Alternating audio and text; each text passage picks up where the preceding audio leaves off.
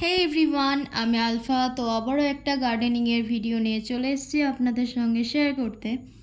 আমি অনেক দিন ধরে আমার ফিডে কিছু ভিডিওতে দেখছিলাম যে বোগেনভিলিয়া গাছের কিছু ডাল নিয়ে যদি বালিতে বসানো যায় তাহলে সুন্দর চারা গাছ তৈরি হয়ে যায়। বাট আমার কাছে যে দুটো বোগেনভিলিয়া গাছ ছিল সে দুটো যথেষ্ট ছোট ছিল, তাই আমি এতদিন ধরে কোনো ডালই পাচ্ছিলাম না বালিতে বসাবার জন্য।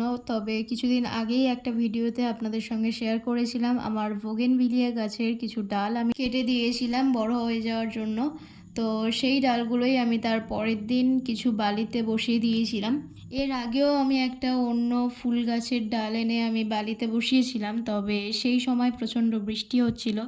জানি না কেন হয়নি, তবে আমার যেটা মনে হয় প্রচণ্ড বৃষ্টি হওয়ার জন্যই ডালটা নষ্ট হয়ে গিয়েছিল।